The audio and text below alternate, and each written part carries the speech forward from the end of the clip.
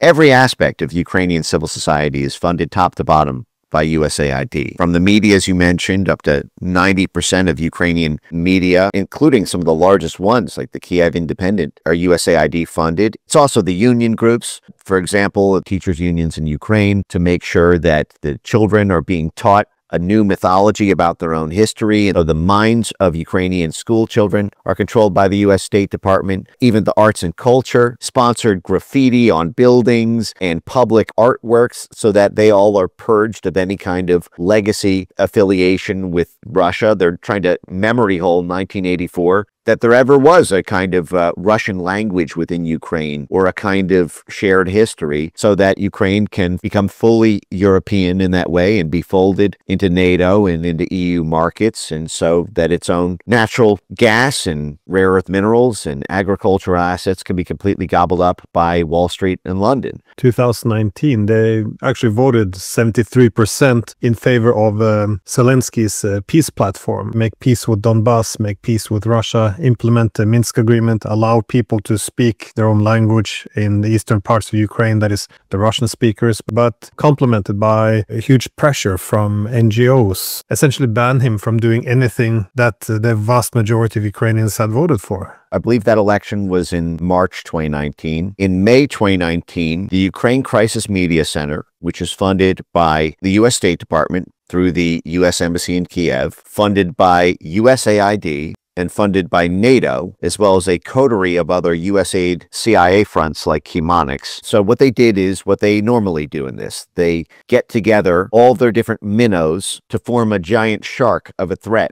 So they got together 70 media and NGO organizations, 70 of them, within a month and a half of Zelensky election. So Zelensky was voted in, I believe, in March. I think he took power in April 2019. And in May, the very next month, he gets this famous Red Lines memo. And here's how it begins. As civil society activists, again, as USAID-sponsored pawns for US, UK, NATO foreign policy, we present a list of red lines not to be crossed. And they actually put red lines not to be crossed in direct quotes. Should the president cross these red lines, such actions will inevitably lead to political instability in our country and deterioration of international relations. Instability was the only reason Zelensky was in office in the first place. Instability is what got Viktor Yanukovych out of office in a color revolution. Instability is people in the streets, police cars being lit on fire, bulldozers being driven over railways so that freight can't be transferred. Instability is the National Endowment for Democracy spending $80 million buying protesters. Instability is a shutdown of your government. Instability is the ouster of your government in a color revolution. So the Ukraine Crisis Media Center, NATO, USAID, the State Department, and CIA contractors are effectively telling Zelensky, here are 20 red lines you shall never cross unless you want us to overthrow you in the same kind of destabilization revolution that allowed you to rise to power in the first place. So they give about 7 or 8 different categories of red lines that Zelensky is not allowed to pursue as a policy initiative. So first is security issues. Holding a referendum on the negotiations format to be used with the Russian Federation on principles for a peaceful settlement. They are forbidding the newly elected president of Ukraine, who, as you mentioned, ran on a peace platform, from pursuing a peace settlement with Russia.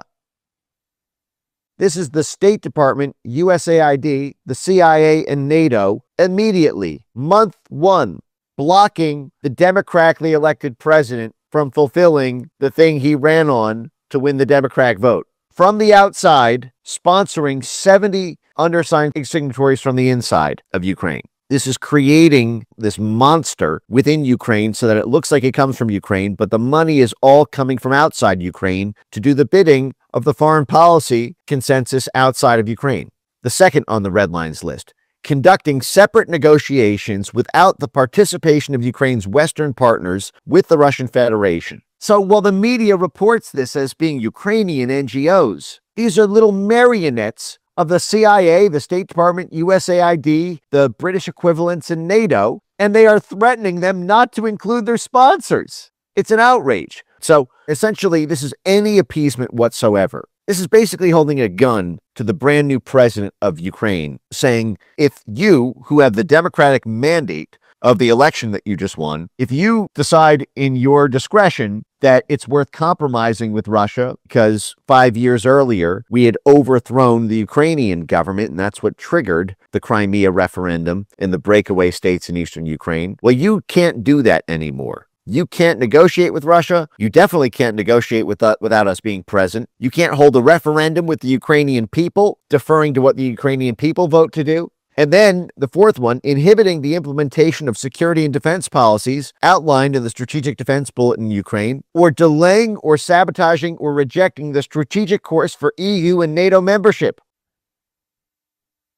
This is the U.S. State Department, USAID, and NATO threatening to regime change Zelensky within a month of him taking office if he does anything to delay or reject his own country from being swallowed up by the EU and NATO. This is NATO accession by gunpoint, by political gunpoint, initiating any actions that might contribute to the reduction or lifting of sanctions against Russia by Ukraine's international partners. So anything Zelensky did from month one in 2019 that might result in the alleviation of sanctions against Russia, anything that might lead to normalization of trade with Russia, done if you do it. Another red line, attempting to review any actions aimed at supporting international solidarity for Ukraine, restoring its territorial integrity, and protecting the rights of all persons that have suffered under Russian aggression.